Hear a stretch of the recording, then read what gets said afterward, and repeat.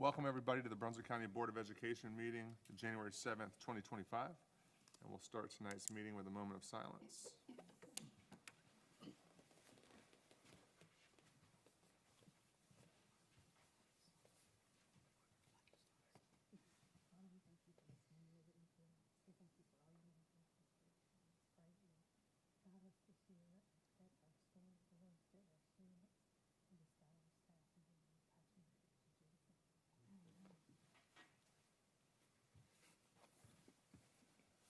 And next up, we'll have the presentation of the colors and the Pledge of Allegiance from the North Brunswick High School JROTC.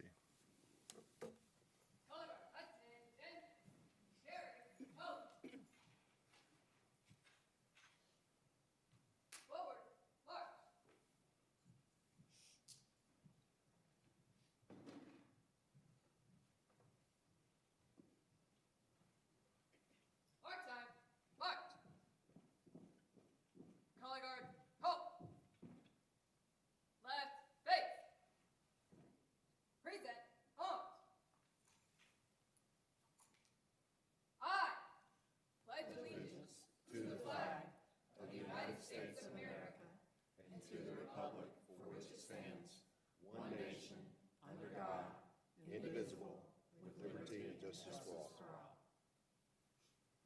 Order, on. Right, face. Mark time, march. Forward, march.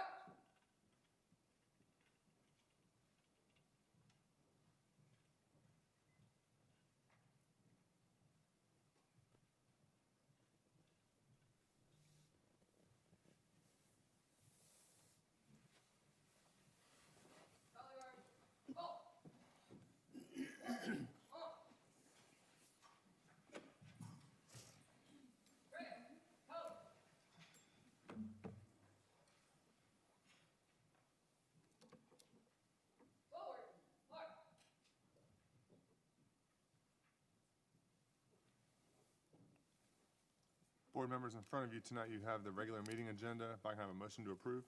Motion. Before we approve the agenda, I'd like to... Hold on one second, Mr. Gainey. Ms. Moffitt, remove your motion. I please. remove my motion. Okay, Mr. Gainey, go ahead. Yeah. Operations had asked that we add 4 items to the agenda for the night.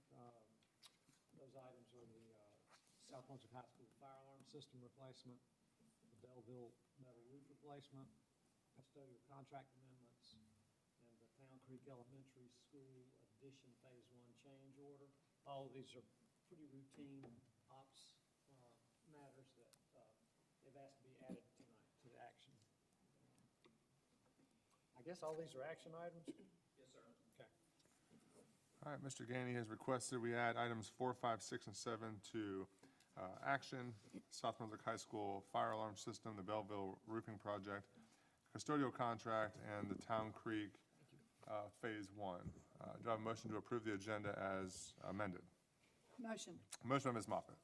Second. Second by Ms. Cook. All in favor say aye. Aye. All right, we have no public address speakers signed up for tonight. And so next up, we'll have board salutes.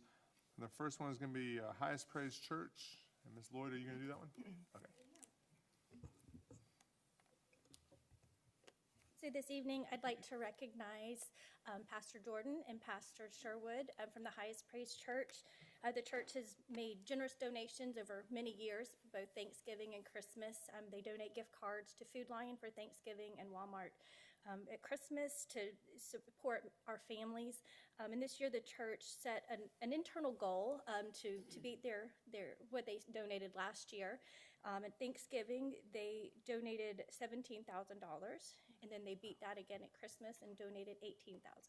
So we've been very, very fortunate to receive quite a bit of support for our families, and it has definitely gone to great use, and our families have been very appreciative and have reached out to the church and reached out to our school social workers. So we just wanted to recognize them on behalf of their congregation and thank them for the support of our families continuing through the years. So thank you guys. If you'll come on up. Come on down.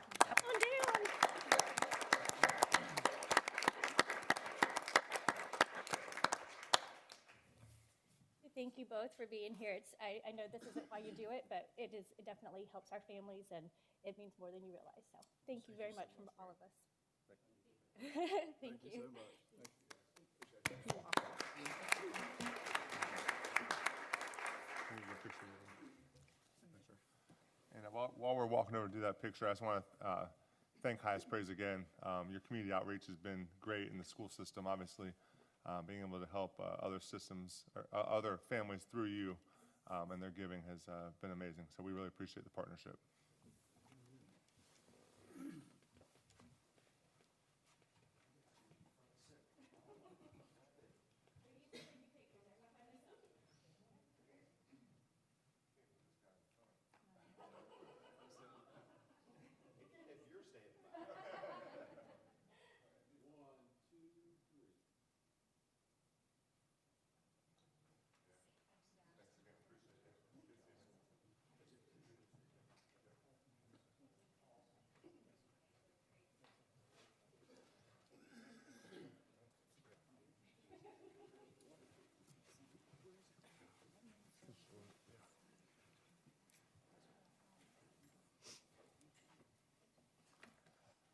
All right, and next up, for the next board salute, we're going to have the North Carolina Top 10 in Achievement for Biology and our third grade math teachers, and Mr. Pascal.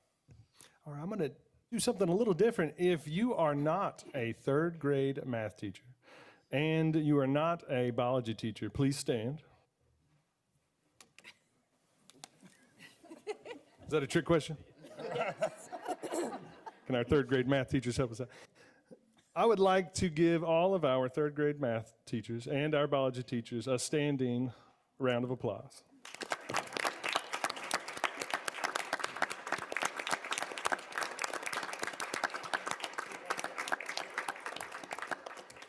All right, you may be seated. I am coming before you all tonight, excited, along with the Board of Education, to announce a board salute for two very hardworking groups in our district. Now, I must say, obviously, we have phenomenal teachers throughout the district, no matter the subject, no matter the grade level, no matter what area they're teaching. But we do have to celebrate when we have groups. And Superintendent Cole said it very well leading into our reception earlier. But when we have groups that are, and I know I want to talk to both of y'all at the same time, but when we have groups that have worked so hard to not just perform at a high level, but on top of that, to be in the top 10, not even top 10%, it's better than that, the top 10 in the state of North Carolina. If you'll give everybody a round of applause.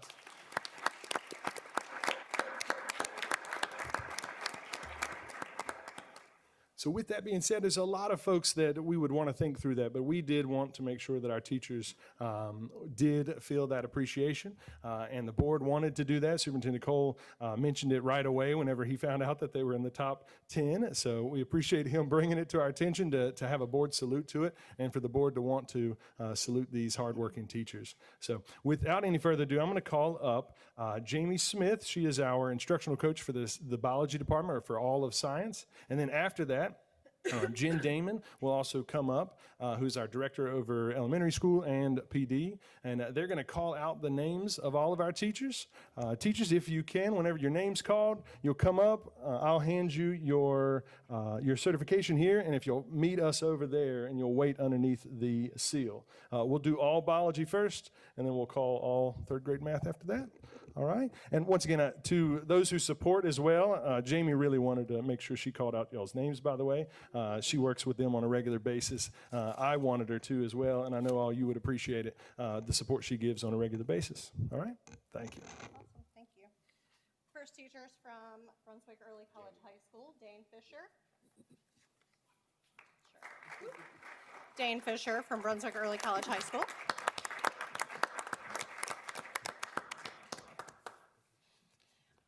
Next, we have from North Brunswick High School, Zach Pring.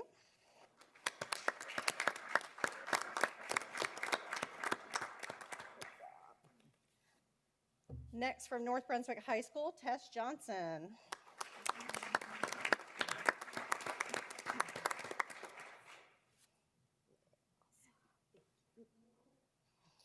And from North Brunswick High School, Anna Machula.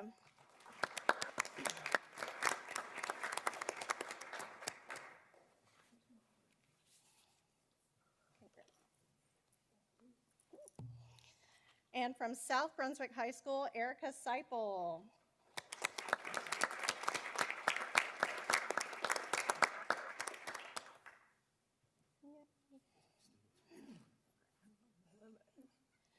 West Brunswick High School, we have Lisa Jones.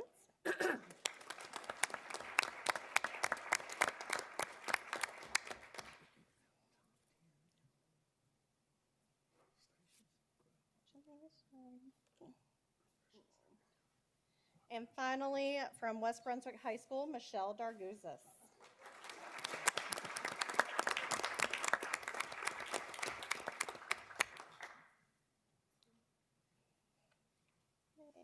Congrats. Thank you. We appreciate the appreciation. And if we can, of course, our hardworking administrators that were able to come tonight and support their teachers as well. If you'll join us over here for a photo, please. And then board, if you'll take a photo with the biology, we'll come back for the math third grade math, excuse me. I'm trying to make sure we get a photo. Now, it's going to be multiple rows.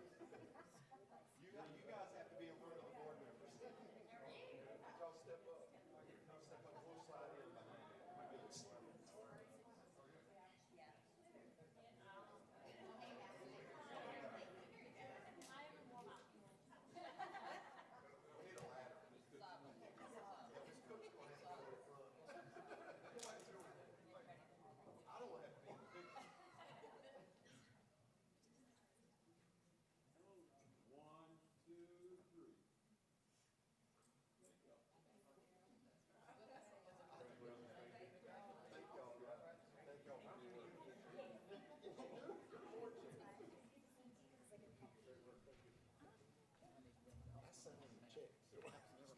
You're elected.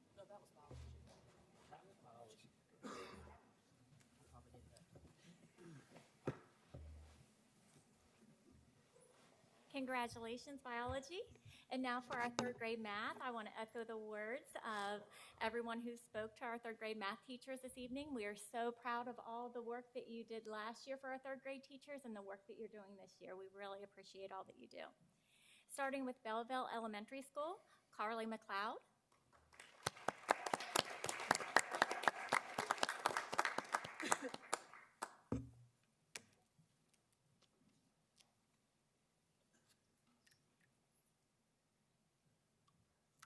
Belleville Elementary School, Danielle Platt.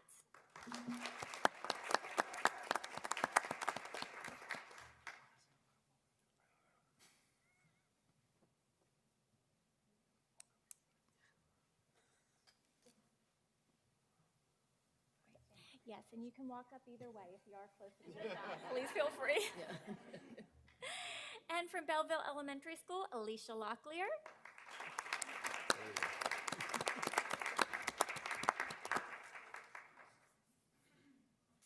Coming from Bolivia Elementary, Amy Nelson.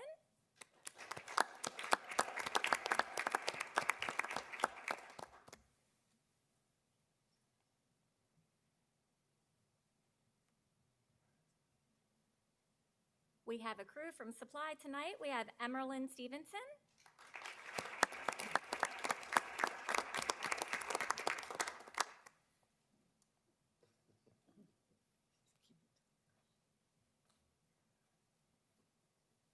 April Hernandez.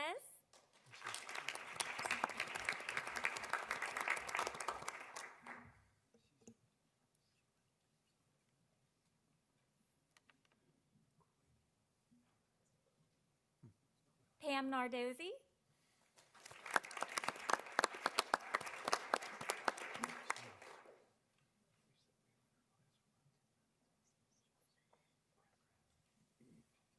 And Denise Patterson.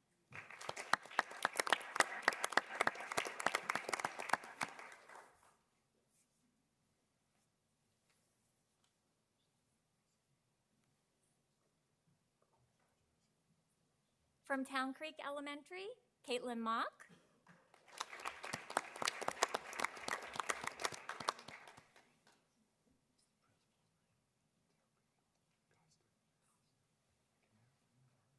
Anastasia.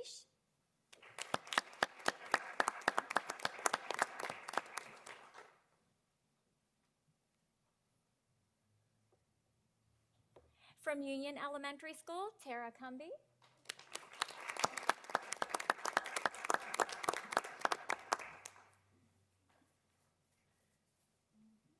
Thank you. Allison Hainsey.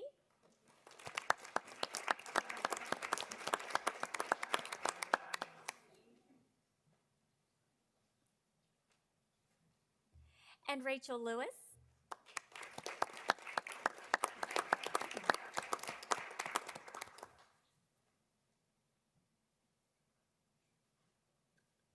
From Virginia Williamson, we have Tricia Paget.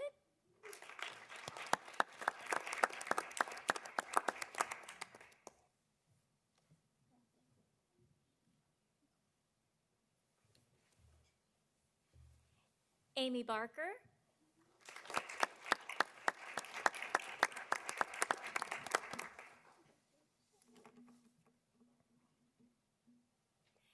And our last person, she was at Virginia Williamson last year. She's at Southport this year, Jamie Pedersen.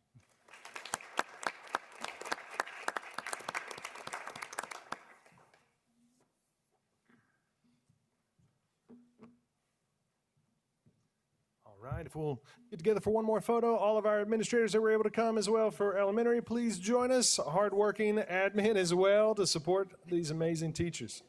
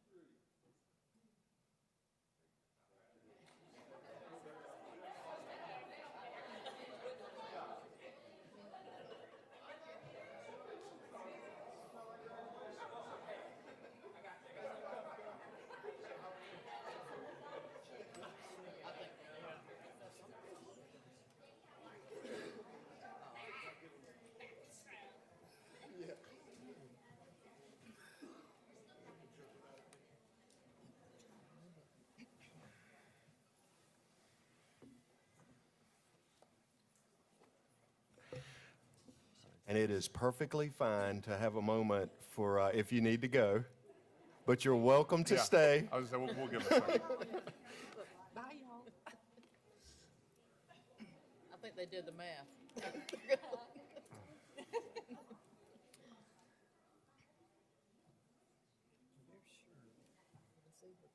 Oh, there's Shirley. I didn't even see Shirley. There's Shirley. She is. She's famous.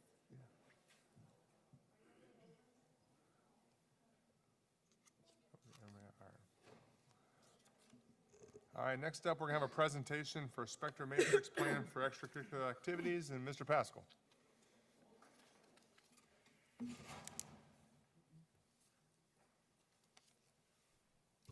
All right, we wanted to take an opportunity to go over a new procedure we're putting into place based on some situations we've gone through over the past few years, but coming into our new role, Superintendent Cole, really, he and I wanted to make sure we were clear in terms of our expectations. Now, I think you've seen that, obviously, with Superintendent Cole throughout other areas as well, but in terms of expectations of behavior with students, with anyone, we want to make sure that we're clear up front. That's it. So with that, sometimes, as you can imagine, there are situations that get a little heated at athletic events. We wanted to be clear with what the consequences might be if a spectator, student, or adult is not doing as expected. So this is actually just taking what policy already exists, which is 50-20, policy 50-20, in combo with the school safety 15-10. And we have compiled, as school administrators, the principals worked with me together to create a brief matrix, just a 4x3 really matrix, 4x4 technically with the descriptions. But that would explain what principals have the ability to do, either them or their designee, and then also what may be requested of the superintendent if the situation calls for it. So just giving an example, because I don't want to go through all of it. I know all of you, have it in front of you, and you can read through it and ask either Mr. Cole or I any questions, obviously, throughout the next few weeks. But we wanted to get an opportunity to get before you all to share those expectations and what our plan is to ensure that our spectators are aware of it. So if you weren't aware, North Carolina High School Athletic Association also backs most of, if not all or more, of the policies that we already have. On top of that, we have our own handbooks, and then at the beginning of every game, we also call out the same statement that North Carolina High School Athletic Association asks of us, which is sportsmanlike conduct, no use in profanity, things like that at the beginning of games. All of that being said, when incidences occur, and they will, we want to have a more streamlined step process of if this, then this. Given a little bit of leeway, hence the matrix style. Same thing we do with any other situation where it's a little bit more, somewhat more subjective based on the situation. So an example may be someone using profanity, obviously around children at a game is not what we would expect and we would not want. That may not be suspending for the remainder of the season. Right, so that would be an incidence where a principal could say, "I'm gonna step up," or the athletic director is going to step in, give them a verbal warning. We wanted to then say, however, if profanity is being used disrespectfully towards a coach, towards a player, towards other spectators, that's a different level. That would be a level 2. At that point, it could be immediate removal from that current event, and then possible suspension for the next event as well.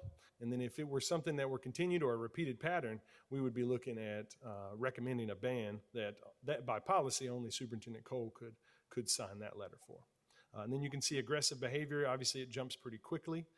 If there's any aggressive behavior, that would be some more of a threatening language of threatening someone, not just using profanity. And then it could be throwing objects, things like that as well. And then obviously any illegal behavior is much different. So those are ejection from the event, and then also most likely bans.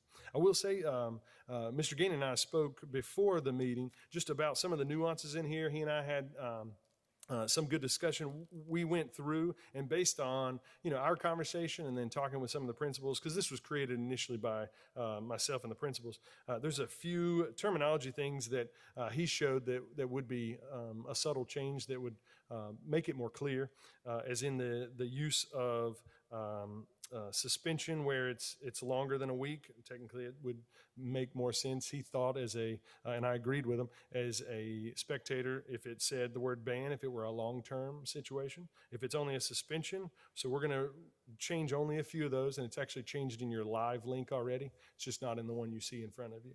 And then one other recommendation he'd made was it didn't say immediate removal in one of the pieces. It just said suspension. I thought that was a good idea. We went ahead and added it and changed it on the live side. So the actual document will have that on the one that you'll see live. Other than that, we mainly wanted to give you a chance to be able to see it up front and know the new procedure we're gonna be putting into place after this meeting. I meet with principals on Friday, and then I meet with ADs next Wednesday.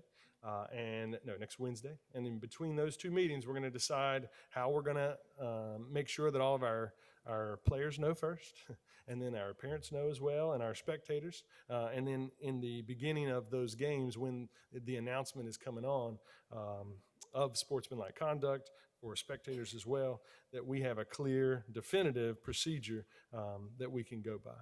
Any questions or comments? It's unfortunate the spectators have actually gotten pretty bad at youth sports, high school sports. I mean, it's a shame that we actually have to do this at this point, but I agree with it. I will say it's not just obviously Brunswick County. I think we all know that. Oh, no, it's everywhere. Yeah, you can see it on TV. You can see it everywhere. This isn't the NFL. This isn't professional sports, right? Superintendent Cole and I joked about that. These are educators giving up their time to work with children and to improve their life and quality in some way. we want to make sure that we're thinking of that as we're participating with our students. I have one question. Yep. When it says banned from all school property and events, do these rules just apply to athletics? Yeah, good question. Or are they at some point, is there ever a time when they're suspended from school for their action? I mean, obviously they would be if they brought a weapon on campus. Right. Yeah, no, with aggressive behavior, it could go all the way to a ban from all events, just like anything in policy 5020 would outline. Remember, and this procedure will actually just kind of focuses us in towards making sure that he has a really informed decision before it comes to him. So this is really meant to kind of hone in which situations he has, to step in on. Right. So, and good question. There are times when an incident could occur on an athletic field or event that could spill over into banning from all campuses. That is possible. Because it is an extension of the school day. Yeah. I mean, when they're going to athletic events. Yeah, So very I good just- point. It is, and definitely, Ms. Smith. I mean, you have to think about, because let's say it's the parent of a senior, and you're going to ban them from schools and property for the rest of the year. That includes graduation, and I would hate to take away someone's ability to watch their child graduate from Right. high school, but if they were threatening our coaches and teachers and administrators with bodily harm, it doesn't bother me that much. Actions have And so, consequences. that's exactly right. So, by leaving it as a ban from all school property and events, that gives the principal that option, to recommend to me. And it gives me the option. So we're not pigeonholing ourselves. But I just thought it was very important. The principals want to feel like that they're being consistent across the county, and I agree with that. I want them to be consistent. There's no reason why these expectations shouldn't be consistent across all of our schools, and even our middle schools. And I spent probably 15 years as a baseball umpire, and 15 years as a high school coach, and I know how it can be. But it's gotten worse in the last 5 years. It just has. And I think we need to be very clear with our spectators about what our expectations are. And just as I explained to a parent a few weeks ago, you didn't pay $200 to go to our game. Right. Hey, you paid $6. And our coaches don't get paid millions of dollars a year. And they're hard to find. So we can't allow them to be abused because we want to keep our coaches. That's important for our kids. So that means that if someone's going to leave, it's going to be you. It's not going to be them. And that's just the way it's going to be. And I just have one more question. Yeah. My other question was, if they're banned from all events for the week,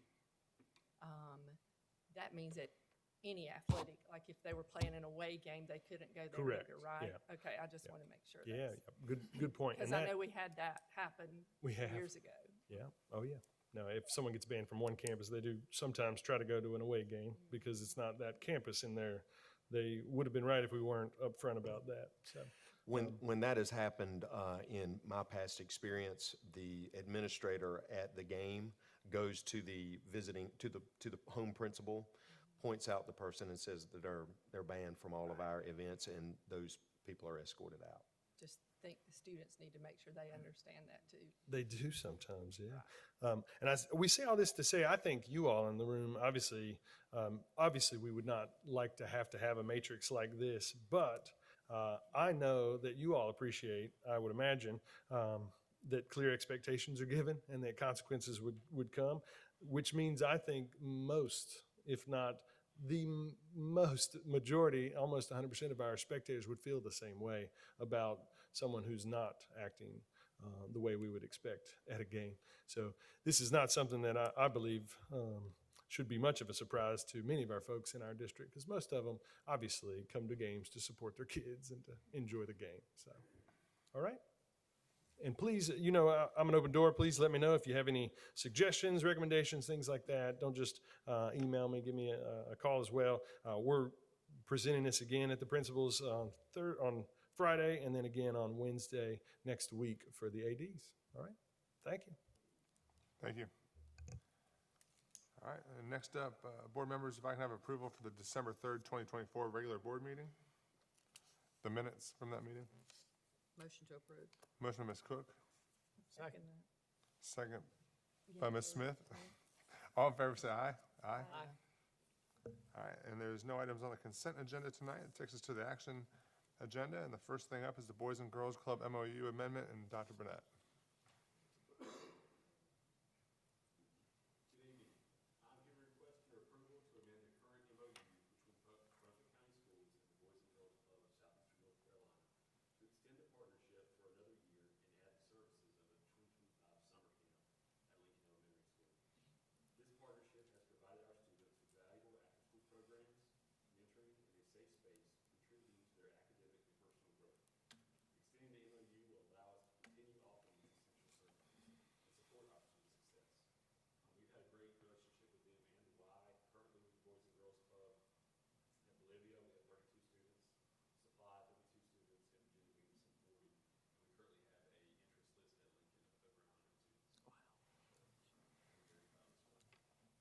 And this is, I see it firsthand doing the Watchdogs thing at Bolivia. It's really making a difference for a lot of these families and these working parents, providing after-school care that a lot of times otherwise can't afford.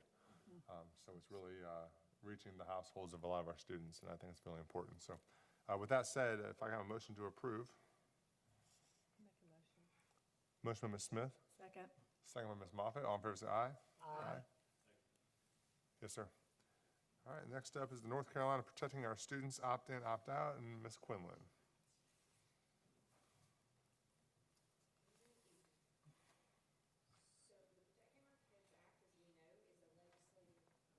Thank you. Oh, thanks, Gordon. Good evening.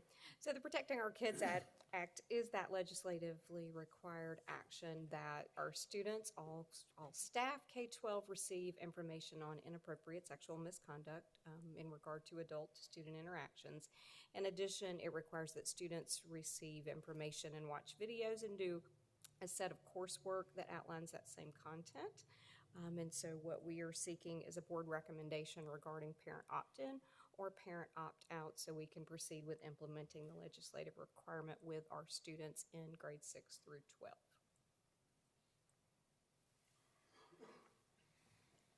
Anybody have any comments or motions?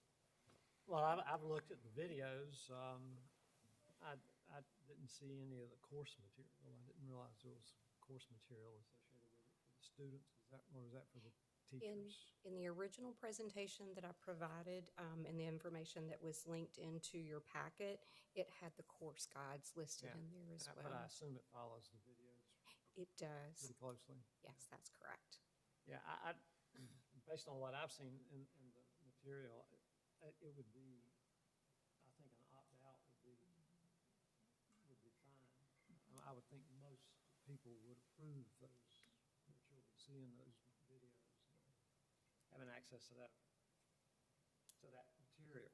So I think an opt-out, that's going to be the exception, I think. It would be someone opting out, and so I think an opt-out would be a reasonable way to go. I agree with Mr. Gainey. Yeah, we've done some opt-in things in the past, and the opt-in papers typically don't make it past the book bag of a student. And so then what we see is we see very low participation in whatever program it is. So I would agree with Mr. Gainey on that. Do you want to make a motion for that? I make a motion that we would set this program up with an opt-out option for the parents. All right, Mr. Gainey My makes only question on that is how will that be presented to the parents? I mean, how easy should they determine that's what they want to do? Will it be easy enough for them to be able to do so? So I'll work with Dr. Burnett, and we will work on a communication plan for all of the schools, and we will work on a plan to be able to execute now that we have some direction on how that needs to occur. So we will put out public information, and we will provide the the means to be able to do that in the same format that we have historically done when we have opt-out situations. So we will utilize those familiar district procedures to be able to execute that task. They would be able to do it online typically? Yes, we have the ability to do that online as well. And review the material? Absolutely, yes, sir. Just a question, what has been the response from the teachers? I mean, as far as the material? So currently, we have trained our principals. That's where we always start with our district administration. We have trained a portion of our student services personnel to be able to do the training. We have been on pause to determine whether we would have opt-in or opt-out before we provided that material to the teachers. So that really, after this step, will be the next step to be able to deliver it to the schools. We will finish our student services team training on January 21st on the Professional Development Day. And after we have trained all of our student services staff to implement the materials, then it will be distributed to the schools. I just didn't know if there was any concerns that the teachers had as far as or the administrators that have already reviewed it have had as far as teaching it or implementing, allowing, if there's been any situations that they have had any objections to anything. Currently, we've not received any objections, and we have provided the information to our administrative team through our principals meeting and our district leaders and our district directors, and I have not received any negative feedback or any concerns. Just because it is sensitive, some of the information is sensitive information. So. Correct. Okay. Yes. So after a parent reviews, they can choose even just, I want to opt out of this one video. Is that correct, or can they, is it an all opt-out, or? So there is one video for middle school, and then there are the high school videos, which are three different sets. Three different, yes, right. So really, if they are going to opt out of the videos, the middle school would opt out of the one, and then the high school would opt out of the three, because there are three short videos that go with the course questions. Okay. So they would opt out for their student, because you could But have the a three middle and a videos, they would opt out of all of them? Yes. Okay. Yes. Melissa, we talked about a slow rollout. Yes. Do you have a timeline on? Currently, once we finish with the training for the trainers that will be working, we are going to be working with the principals over the next couple of months to be able to roll out in the schools. So we are looking over the next couple of months to work with each of those individual schools to have a training plan. We started having the conversation with them so they could be thinking of what that needed to look like, because in a smaller school that looks different than our high schools, of course. And in our training, we started talking about how to make sure we covered our students that are in CTE courses that are coming to the coast and what midday transfers look like. So there are some different moving parts that go with it. But yes, we are taking all those into consideration as we are training our trainers. They are providing input and feedback and suggestions that we'll be able to take back to the schools. It'll be a collaborative effort with our principals for rollout, but yes, definitely slow this year. And one last thing I was going to ask is Ms. Lloyd, I guess, is still here. How's the counselors tied into, I mean, as far as the training, are they having the same training and everything? So they are part of our student services team, so all of our counselors are participating in the Train the Trainer modules that we are doing with them. And again, this is, the Protecting Our Students Act was a state legislation, North Carolina Journal Statute 115C 1247. So just so everybody that is aware of that. And Mr. Cronk, I know you gave us a legal opinion, but do you have anything you needed to add as far as the motion Mr. Gainey made? I think the only other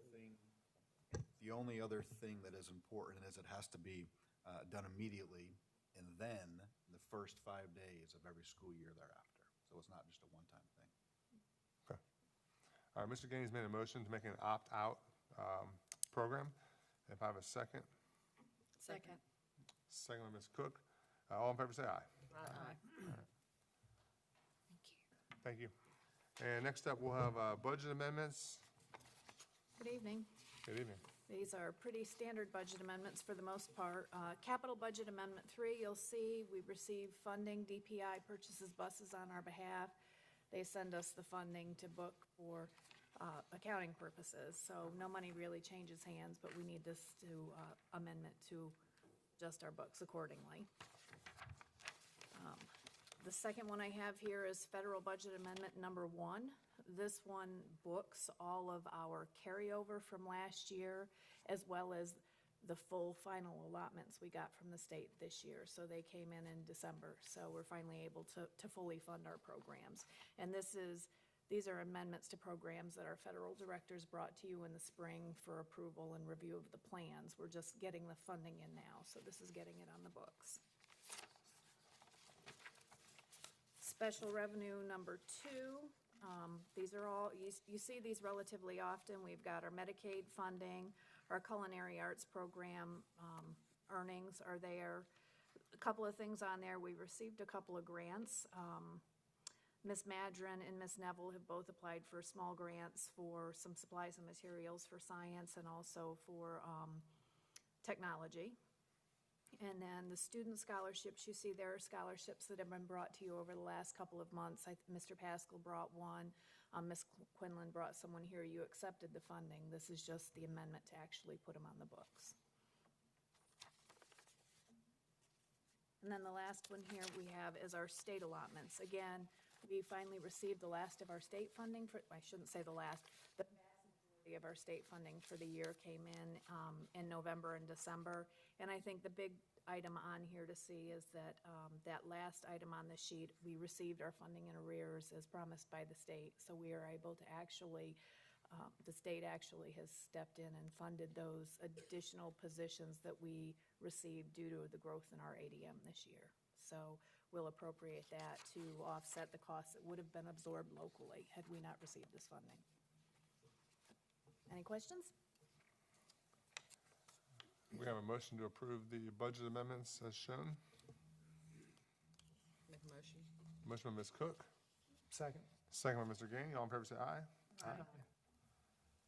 All right, and then Mr. Smith, you're going to have the next 4 items, I believe, starting with the South Brunswick High School fire alarm system.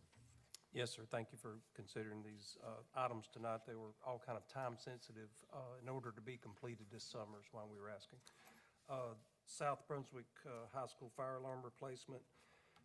We bid out and we received 2 bids. We re-advertised and also received 2 bids. And this is a replacement, a complete replacement of the fire alarm system, which is kind of a unique system to, so that it kind of matches our other systems. And that work would be done this summer. We're asking for approval to Keller LLC in the amount of $515,445.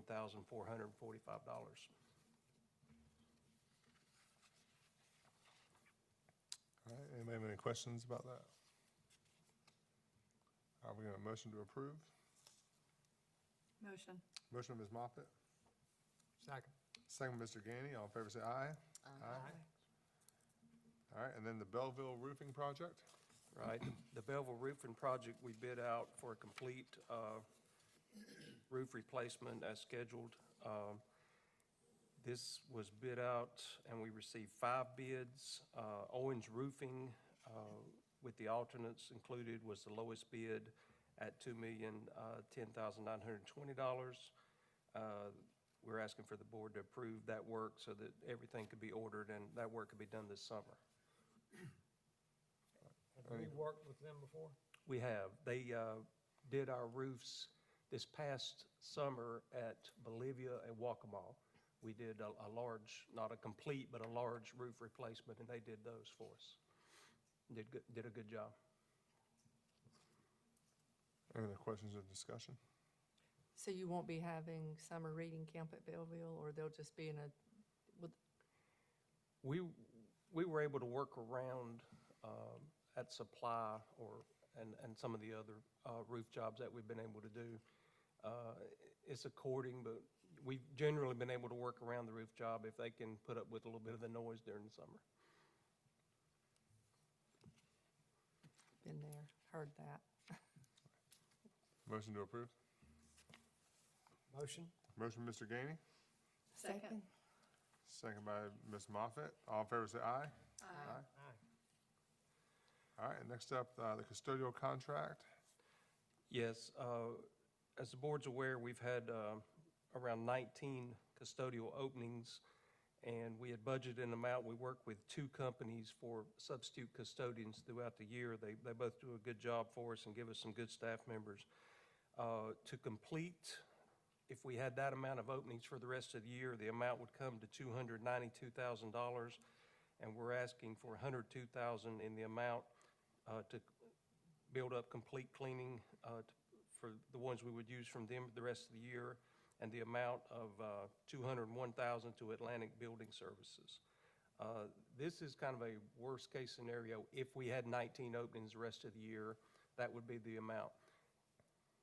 The recent change to being allowed to have 1 dual employee, bus driver, custodian per school, and also post regular custodian positions is already paying dividends for us. We've recently hired 2, since we made that change, 2 custodial staff members, so that puts the number at 17. So this is not a budget increase in any way. This money either goes to our staff members in-house or a contracted staff member. So whichever opening we have is where the money will go to for the rest of the year. So we're just pulling from the vacant positions to pay the Yes, sir. contractor? No budget increase including this, but the amount is $292,000 for those 19 open positions for the remainder of the year. Any questions or discussion? Motion to approve. Make a motion. Motion by Ms. Smith, Second. second by Ms. Cook. All in favor say aye. Aye. All right, Okay. and then Town Creek Elementary Phase 1. Yes, sir. Phase 1 has been completed. Want to congratulate Mr. Eckert and his staff for, a timely completed project and on budget. The contract amount was $7,269,130. The only remaining items are a few items that cannot be completed until Phase 2, the connection, is completed. Other than that, everything has been done. So the unused funds and from general conditions and cost of work, insurance, everything included for that job to be returned to the owner is $269,394.73 coming back to us. So we're just requesting the board close that and approve that change order for that amount. All right. Any questions or discussion other than to tell Craig and his staff thank you and good job? And Good job, anytime a project comes in at budget is great, but when it comes in below budget, it's even better, so. Ms. Costin, do you love that new addition?